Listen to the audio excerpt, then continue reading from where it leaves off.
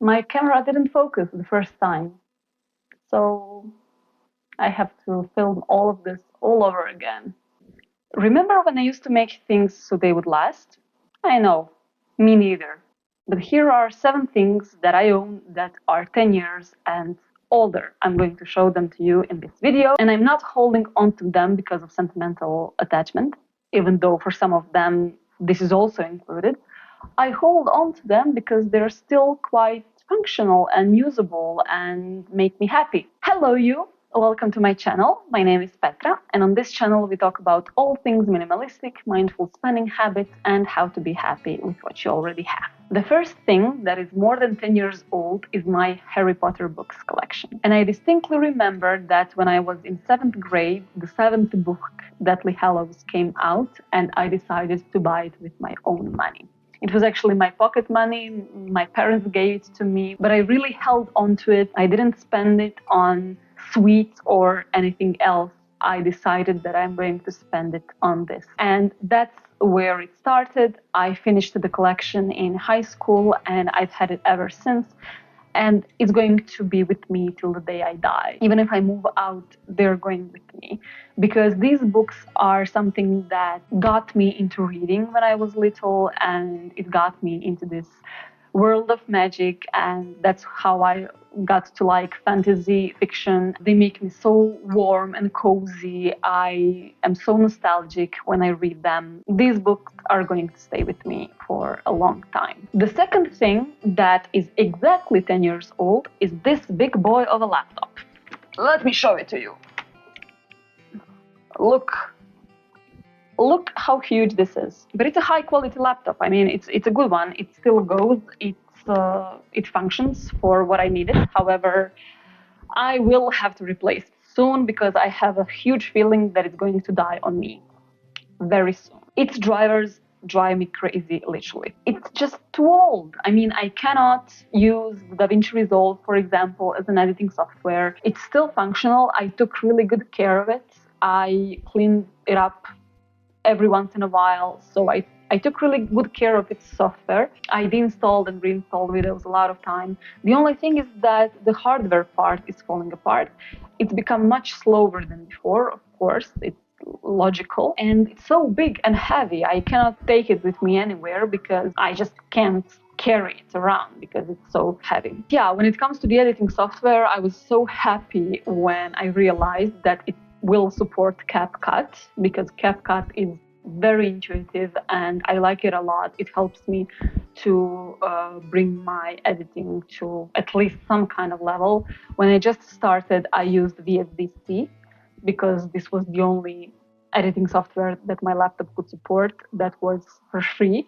And if anybody of you used ever VSDC, you know how difficult and non-intuitive that software is. So I'm really happy that it supports CapCut. I cannot have footage or B-rolls all at the same place because I have to put them on external hard disk. I really need something that's newer with a bit more storage. And I also don't use my laptop for gaming.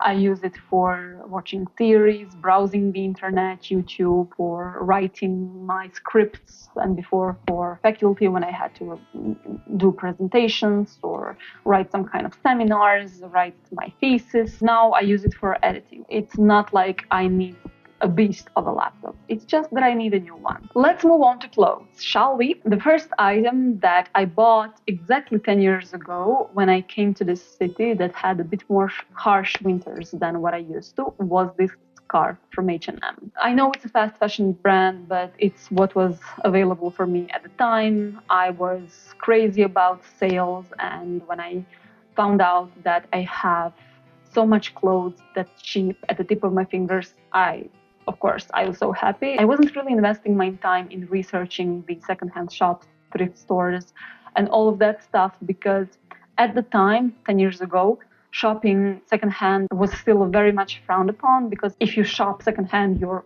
poor. I didn't even research that. I just bought what I had available and accessible at the moment. But this scarf was a really good buy. I liked it a lot because it looks like a blanket. It's so warm and cozy, and I like coloring, like black and gray. Those are my colors. And it's not like I didn't wear it so it lasted me this long. I really worn it a lot. I think for the first 3 years, this was the only scarf that I owned at all. The entire winter season, this would be the only scarf that I wore. And then when I upgraded my scarf collection a bit and I got some new ones, it was still my go-to. I liked it better than anything else that I bought. I will wear it until it's completely worn out. Next up, we have this skirt. I don't know if you can see it.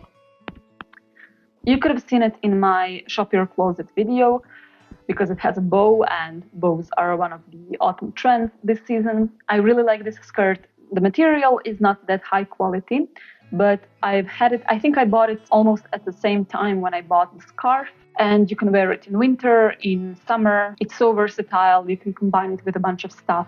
I really like it. I'm gonna keep wearing it until it's out of my style or until it's completely worn out. These two items are proof that even though garments that you bought were once fast fashion, you can still use them for the long time. When I stop wearing both the scarf and the skirt, I'm going to recycle them. It doesn't really matter that something is fast fashion. If you hold on to it and you wear it out until the very end, it's not that bad. As the fifth thing, we have this bag that goes around the waist.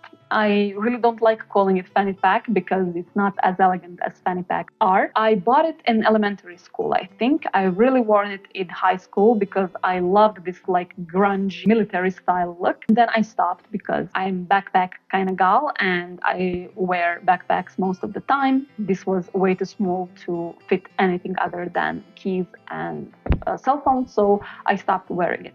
But I still kept it because it was still in a good condition. And then when I adopted my dog, I decided to repurpose it and to use it as a poop bag container and as a treat container. My dog really is food motivated. He was really afraid of everything at the beginning. I had to positively condition him to at least be somewhat okay with the outer world. And that's why I always have treats with me. Whenever there's a tram or bus passing by, I still give him treats. And when he's a good boy, of course, he deserves a treat. So if you have something like this that you don't wear at all anymore, but it's really functional and can be used for this, just repurpose it. And you don't have to buy the special container for a treat, so you don't have to spend money on that. And you also don't have to be afraid that you're going to destroy your pockets or your regular bags with these greasy, crumbly treats. The sixth thing that I own for about 12 years is this purse that I bought for my ex-boyfriend's prom and for my prom as well. I've worn it there and I've kept it because even though I know it's a bit retro because nobody buys these kinds of purses anymore, I know that if I get rid of it, I will regret it because I like having this kind of small purse aside so that I can wear it on special occasions, be it weddings, baptisms, theater, whatever. I know that I'm never going to buy something like this ever again, so as long as it lasts me, I'm going to keep it. I like backpacks more than I like these kinds of purses, so buying purses was never my go-to. That's why I hang on to this one. Finally, we have these adorable boxes that I got as a present also in high school, and I decided to use them as my jewelry collection containers. I like them a lot, even though I don't wear half of this jewelry and I have to get rid of it. I still like these little boxes because they have this kind of vintage oriental vibe to them, and I think they would be a good addition to any shelf, even without having purpose, but I gave them purpose. Since from all of my jewelry, I like wearing rings the most, I'm going to keep the big one for sure. I'm going to still decide about the small one if I want to keep it as an accessory or I want to give it to someone. So that would be it for this video. Thank you so much for watching. If you'd like, please write in the comments maybe some items that you own that are more than 10 years old. And if you have some funny story or sentimental story related to them, I would be really happy to read it. If you like this video, please give it a thumbs up and see you in my next one. Bye!